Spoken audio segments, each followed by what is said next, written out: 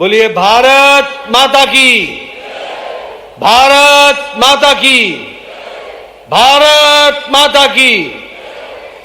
आज के इस मेडिकल कॉलेज धार के भूमि पूजन के अवसर पर मंच पर उपस्थित मध्य प्रदेश के बहुत ही यशस्वी और लोकप्रिय मुख्यमंत्री डॉक्टर मोहन यादव जी, हमारी भारत सरकार में मंत्री बहन सावित्री ठाकुर जी,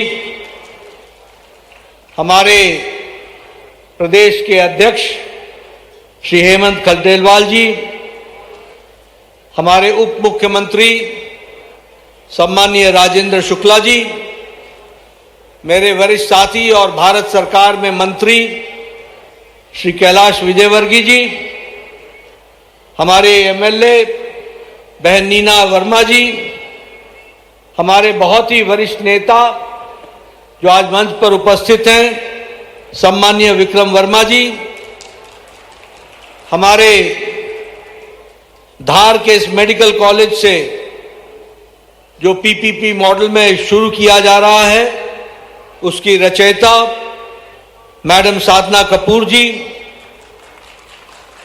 सम्माननीय सभी विधायकगण, सांसदगण, अधिकारीगण और मीडिया के मेरे साथी, प्रिंट मीडिया, इलेक्ट्रॉनिक मीडिया के मेरे साथी, देवी और सज्जनों, आज बहुत ही शुभ अवसर है, खुशी का समय है और यह इतिहास में दर्ज होने वाला समय है जब मुझे और मोहन यादव जी को और मध्य प्रदेश की सरकार को यह सुअवसर मिल रहा है कि धार में मेडिकल कॉलेज का श्री गणेश करने का सौभाग्य मिला है।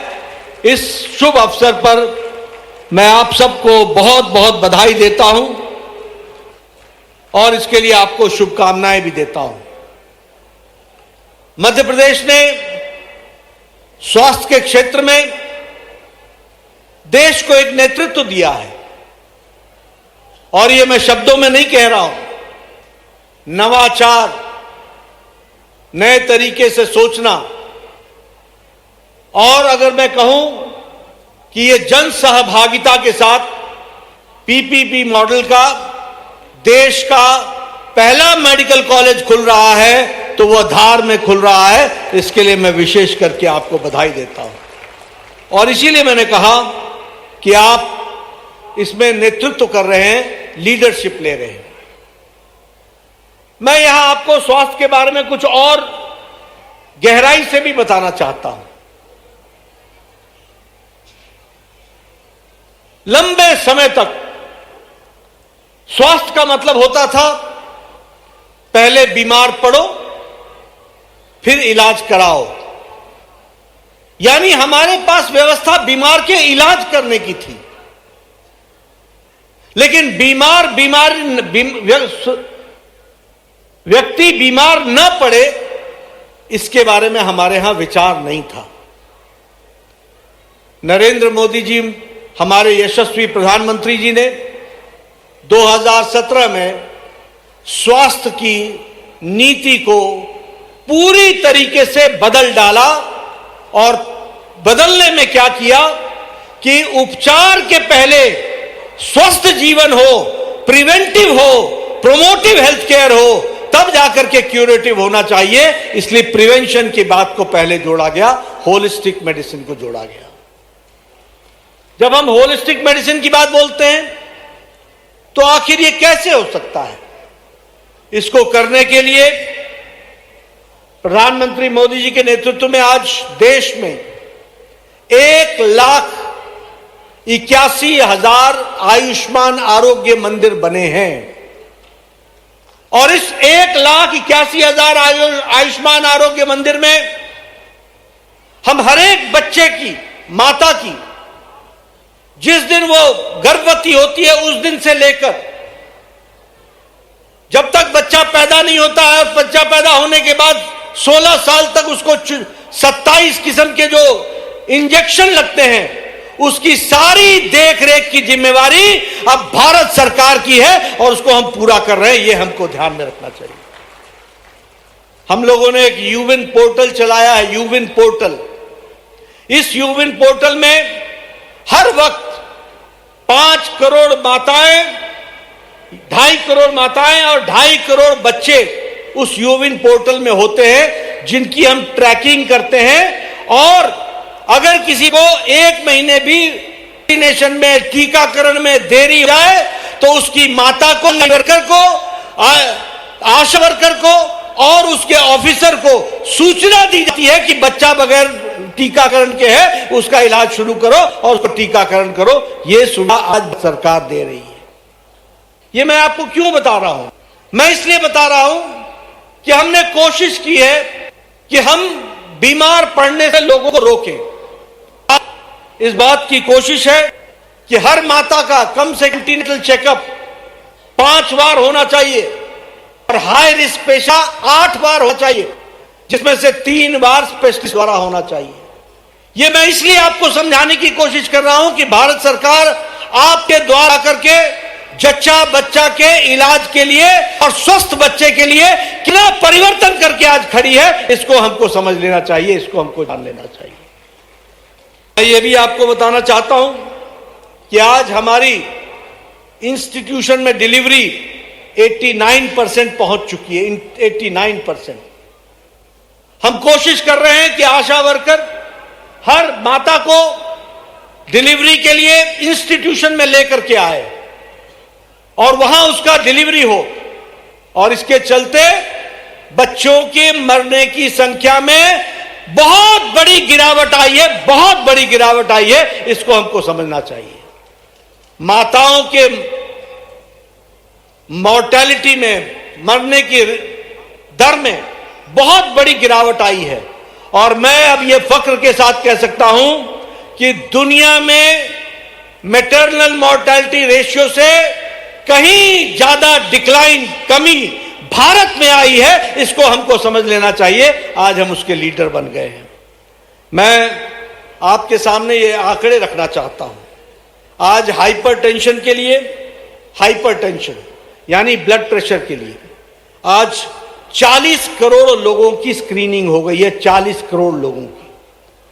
आज हमारे हाइपरटेंशन के पेशेंट्स 6 करोड़ 80 लाख डिटेक्ट हुए हैं। 40 करोड़ में से 6 करोड़ 80 लाख डिटेक्ट हुए हैं, यानी 6 करोड़ 80 लाख लोगों का इलाज शुरू हो गया है। और ये इसको बोलते हैं प्रिवेंशन। उसी तरीके से डायबिटीज के लिए आज 40 करोड़ लोगों का स्क्रीनिंग हो गई है। 40 करोड़ लोगों की। और उसमें से 4 करोड़ 60 लाख लोगों को डायबिटीज पाई गई है और उनका इलाज 30 वर्ष की उम्र में शुरू हो गया है। यह बदलता भारत है, जिसको हमको समझना चाहिए। नहीं तो 60 साल तक हमको पता ही नहीं चलता था कि हम ब्लड प्रेशर के मरीज हैं। हमको पता ही नहीं चलता था कि हम डायबिटीज के मरीज हैं। आज हम 30 साल की उम्र में ये आंकड़े आपके सामने रख रहा हूं।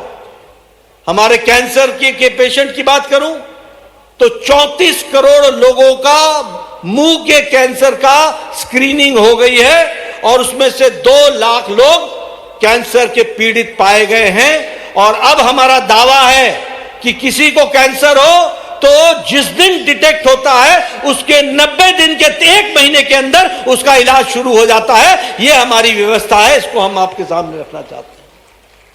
उसी तरीके से महिलाओं में सर्विक्स कैंसर होता है। आज 8.5 करोड़ लोगों का स्क्रीनिंग हुआ है, बहनों का, जिसमें से 90,000 को डायग्नोज करके उनका इलाज शुरू कर दिया गया है।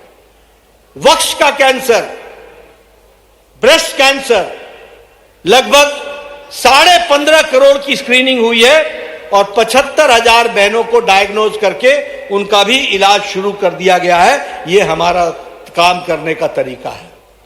ट्यूबरक्लोसिस में मोदी जी के नेतृत्व में आज भारत, ट्यूबरक्लोसिस की कमी भारत की लगभग 21% हो गई है और दुनिया की कमी सिर्फ 12% पर खड़ी है। यानी हम दुनिया में भी ट्यूबरक्लोसिस को कंट्रोल करने में आगे बढ़े हैं। इस बात को भी हमको समझना चाहिए। मैं ये आंकड़े आपके सामने इसलिए रख रहा हूं क्योंकि स्वास्थ्य विभाग को अगर समझना हो तो इन सारी चीजों को हमको गहराई से समझने की आवश्यकता होगी और उसके माध्यम से ही हम आगे बढ़ सकते हैं। आज यहां आप सब लोग इलाज की बात करते हैं। ये जितने प्रथम पंक्ति में बैठे हुए नेता हैं, इनसे पूछिए, ये सब एमएलए और एमपी हैं और आज के नहीं है। विक्रम वर्मा जी तो 70 के दशक से हैं। जब कभी किसी को गांव में कैंसर हो, जब किसी को गांव में बाईपास सर्जरी की जरूरत पड़ती थी, जब किसी को गांव में एपेंडिसाइटिस का ऑपरेशन होता था, जब किसी का कोई वेल्व बदलना होता था हार्ट का, तो हम सब नेता चिट्ठी लिखा करते थे और उस चिट्ठी में लिखते थे, प्रधानमंत्री जी, यह गरीब व्यक्ति है, इसका इलाज करना संभव नहीं है और इलाज करेंगे तो इसका मकान बिक जाएगा, इसकी जमीन बिक जाएगी। बुजुर्ग बोलते थे, मेरा इलाज छोड़ दो।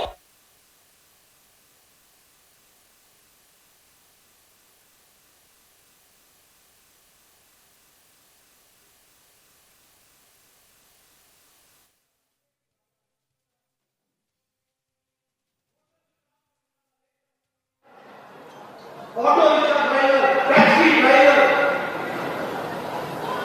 गाड़ी को साफ करने वाला व्यक्ति, कूड़ेदान से प्लास्टिक इकट्ठा करने वाला व्यक्ति, होटल में काम करने वाला, दूसरे बर्तन धोने वाला व्यक्ति, ऐसे लोगों को मोदी जी ने 5 लाख रुपए का सालाना हेल्थ कवर दिया है और गंभीर बीमारी से बचे। और यहां बैठे लोगों को मैं बताना चाहता हूं कि आयुष्मान भारत वयोवंदन योजना के तहत अब इस आपकी जिंदगी में कोई भी व्यक्ति जिसकी उम्र 70 साल से ऊपर की है, जब तक वो अंतिम सांस नहीं लेगा, किसी भी जाति का हो, किसी भी मजहब का हो, किसी भी आर्थिक स्तर का हो, हर को मोदी जी की तरफ से अंतिम सांस तक, 70 वर्ष से लेकर अंतिम सांस तक 5 लाख रुपए का हेल्थ कवर दिया जाएगा। 5 लाख। यहाँ तो इंश्योरेंस कंपनी भी 7 साल के बाद इंश्योरेंस करना बंद कर दिया और मोदी जी ने इंश्योरेंस किया 70 साल से लेकर आजीवन तक। ये आज आयुष्मान भारत परिवर्तन ला रहा है, इसको हमको समझना चाहिए। आज आपकी जेब से जो पैसा, रुपए में से 70 पैसा खर्च होता था स्वास्थ्य के ऊपर, आज वो पैसा 30 रुपए के 30 पैसे का आकर के खड़ा हो गया है। वह भी उसमें भी कमी आई है, इसको भी हमको समझ लेना चाहिए। ये भी आपको साथ करेंगे। हम मेडिकल एजुकेशन की बात कर रहे हैं, मैं दूर क्यों जाऊं? मोहन यादव जी आपको याद है, आपने 5 मेडिकल कॉलेज, राजेंद्र शुक्ला जी आपको याद है, हमारी सरकार ने 11 मेडिकल कॉलेज पहली किस्त कर दिए, बाद में 8 मेडिकल कॉलेज, आज 33 मेडिकल कॉलेज हो रहे हैं और आज के दिन मैं 2 नए मेडिकल कॉलेज लेकर जा रहा हूं। उसको आपको समझना चाहिए। ये 2014 में 387 मेडिकल कॉलेज थे, आज 819 मेडिकल कॉलेज। 2014 में 51,000 थे, मेरा इलाज छोड़ दो।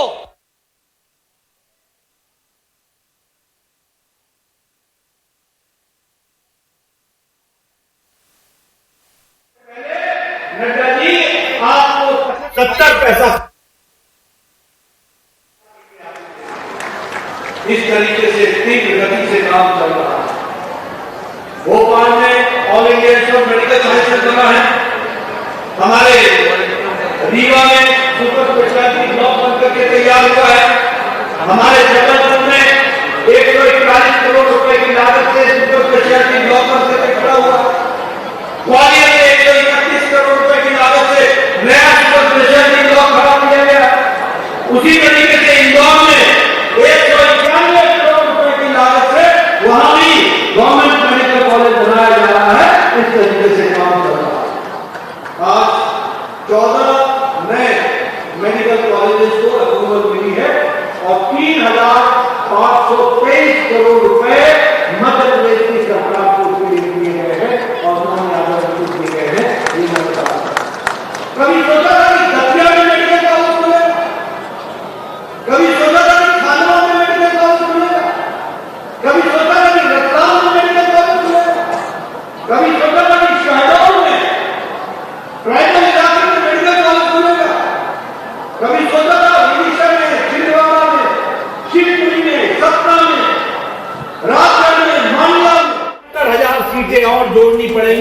75,000 सीटें आपको देंगे। इस तरीके से तीव्र गति से काम।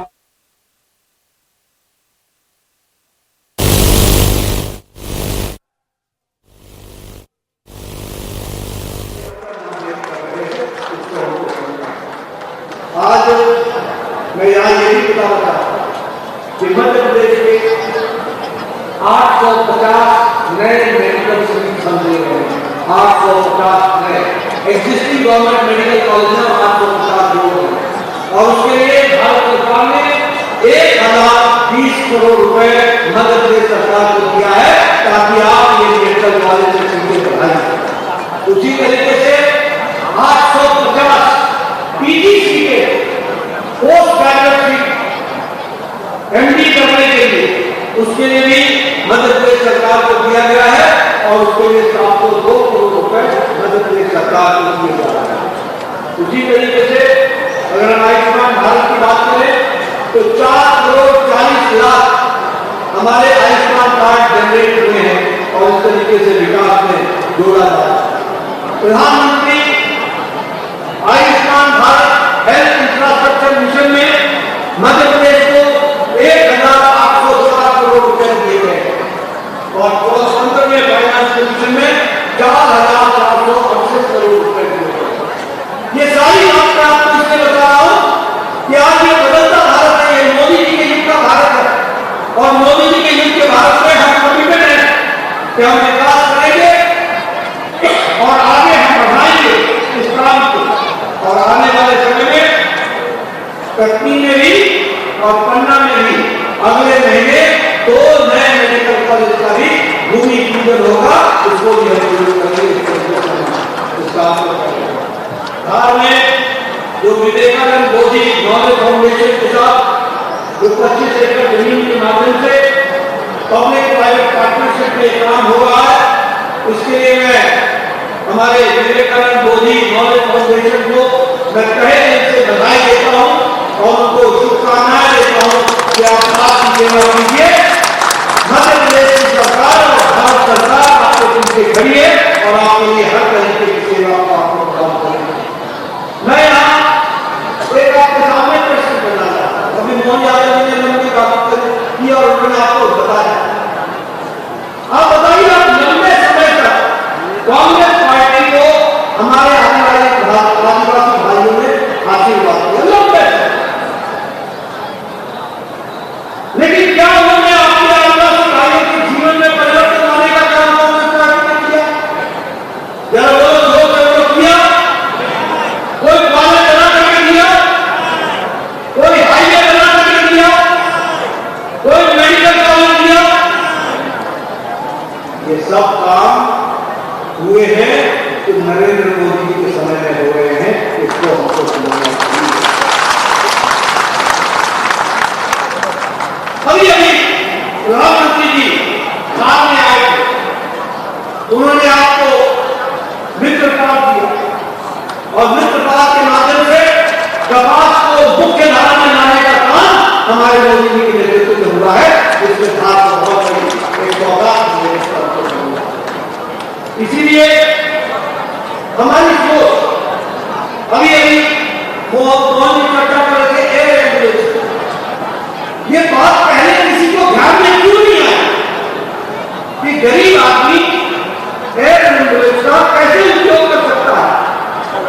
वो अगर बीमार पड़ जाए तो उसको दिल्ली कैसे पहुंचाया जाए, भोपाल कैसे पहुंचाया जाए। इसकी सोच अगर पैदा हुई तो हमारे मुख्यमंत्री हमारे मोहन यादव जी ने की और आज एयर एम्बुलेंस की सुविधा आपको आज ये खबर पड़ी थी कि जो व्यक्ति भगवान को प्यारा हो गया उसको हॉस्पिटल से घर ले जाने की व्यवस्था नहीं होती, एम्बुलेंस दिया नहीं जाता था, हर्ष की गाड़ी होती नहीं थी। अब आपने संभाल साधन बना करके उनको जो आपने उनके लिए जो आपने मानवता का परिचय दिया है, इसके लिए मैं विशेष करके आपको बहुत बहुत बधाई देता हूं। मित्रों, ये सरकार हमारी आपके सेवा में दफ्तर लगी हुई सरकार। विकास की दृष्टि से कहा जाए तो मैं गौरव के साथ कह सकता यही 11 साल पहले Bharat fragile economy five fragile में आता था, छुई मुई वाली नीति में आता। आज भारत मोदी जी के नेतृत्व में दुनिया की चौथी सबसे बड़ी अर्थव्यवस्था बन गई है और बहुत जल्द तीसरी अर्थव्यवस्था बन रही है। इंटरनेशनल मॉनेटरी फंड बोलता है, IMF बोलता है कि दुनिया में विकास की गति मंद है, लेकिन भारत बुलंदी के साथ खड़ा। वर्ल्ड बैंक बोलता है कि अगर कोई चमकता हुआ आशा की किरण है तो वो भारत की अर्थनीति है। आज हम स्टील में, मैन्युफैक्चरिंग में और एक्सपोर्ट में दूसरे नंबर पर खड़े हैं। मोबाइल में 92% मोबाइल भारत में बन रहा। ऑटोमोबाइल की मार्केट पे हमने जापान को पछाड़ कर तीसरे नंबर पर खड़े हो गए। इसलिए विकास की दृष्टि से अगर देखा जाए, नेशनल हाईवे बनने में 60% की प्रगति है। 60% की प्रगति। एम्बुलेंस दिया नहीं जाता था, हर्ष की गाड़ी होती नहीं थी। अब आपने संवाहक साधन बनाया करके उनको जो आपने उनके लिए जो आपने मानवता का परिचय दिया है, इसके लिए मैं विशेष करके आपको बहुत बहुत बधाई देता हूं। मित्रों, यह सरकार हमारी आपके सेवा में तत्पर लगी हुई सरकार। विकास की दृष्टि से कहा जाए तो मैं गौरव के साथ कह सकता हूं, यही 11 साल पहले Bharat fragile economy five fragile में आता था। 5 छुई मुई वाली मोदी जी के नेतृत्व में दुनिया की चौथी सबसे बड़ी अर्थव्यवस्था बन गई है और बहुत जल्द हम तीसरी अर्थव्यवस्था बन रहे। इंटरनेशनल मॉनेटरी फंड बोलता है, IMF बोलता है कि दुनिया में विकास की गति मंद है, लेकिन भारत बुलंदी के साथ खड़ा है। वर्ल्ड बैंक बोलता है कि अगर कोई चमकता हुआ आशा की किरण है तो वो भारत की अर्थनीति है। आज हम स्टील में, मैन्युफैक्चरिंग में और एक्सपोर्ट में दूसरे नंबर पर खड़े हो गए। मोबाइल में 92% मोबाइल अब भारत में बन रहा है। ऑटोमोबाइल की मार्केट पे हमने जापान को पछाड़ करके हम तीसरे नंबर पर खड़े हो गए। इसलिए विकास की दृष्टि से अगर देखा जाए, नेशनल हाईवे बनने में 60% की प्रगति है। 60% की प्रगति है, 60%। रेलवे के बजट में 9 गुना बजट मध्य प्रदेश का बढ़ाया गया है। अमृत भारत स्टेशन बन रहे हैं और ये स्टेशन वो स्टेशन है जो किसी भी एयरपोर्ट से कम नहीं होंगे। इस तरीके के रेलवे स्टेशन बन रहे हैं, इसको हमको प्रधानमंत्री जी के नेतृत्व में आज गांव, गरीब, वंचित, पीड़ित, शोषित, दलित, इन सब की चिंता हो। प्रधानमंत्री गरीब कल्याण अन्न योजना में आज 80 करोड़ की जनता को 5 किलो गेहूं या 5 किलो चावल दिया जा रहा है। इसका फर्क क्या पड़ा है? इसका फर्क यह पड़ा है कि 25 करोड़ लोग आज गरीबी की रेखा से ऊपर उठ चुके हैं। ये इसका फर्क पड़ा है। यहां हमारी धार की बहनें बैठी हैं, माताएं बैठी हैं। ये स्वच्छता अभियान जिसका कांग्रेस पार्टी मजाक उड़ाती थी, 12 करोड़ इज्जत घर बने, 12 करोड़।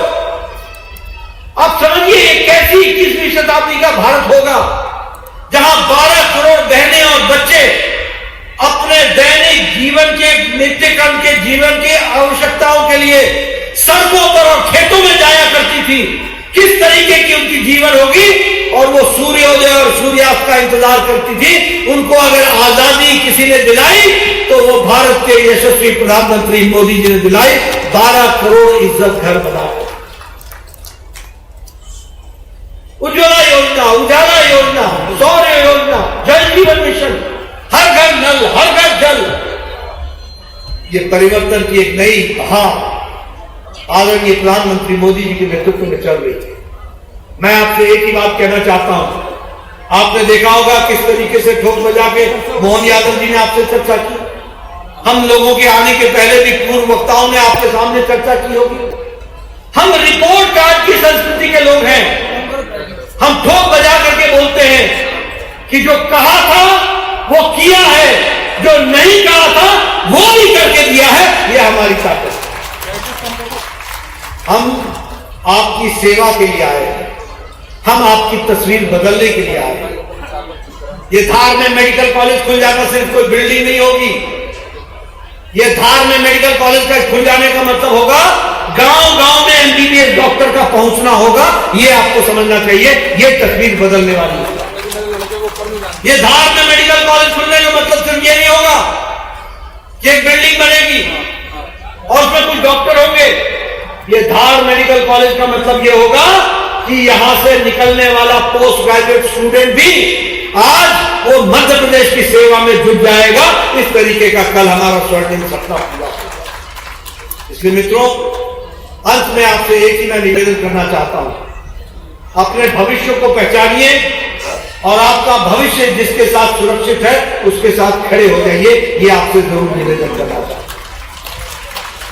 और मैं इसलिए बोलना चाहता हूं क्योंकि हम सेवा की दृष्टि से आए हैं, सत्ता को भोगने नहीं आए हैं।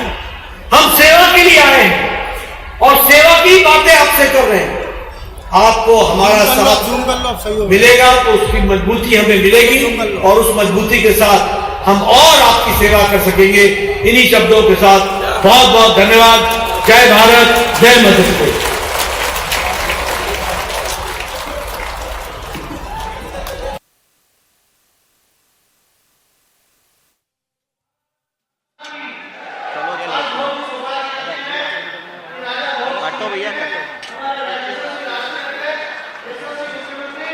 धार की इतनी तस्वीरें आप देख पा रहे हैं। सीएम डॉक्टर मोहन यादव ने संबोधित किया तो वहीं जेपी नड्डा ने भी संबोधित किया। आप देख सकते हैं सीधी तस्वीरें, जहां आज बड़ी सौगात मेडिकल कॉलेज को लेकर मिली है।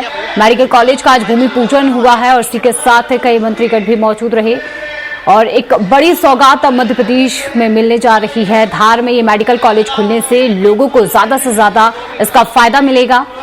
सीएम डॉक्टर मोहन यादव के साथ साथ मंत्री जेपी नड्डा भी मौजूद रहे।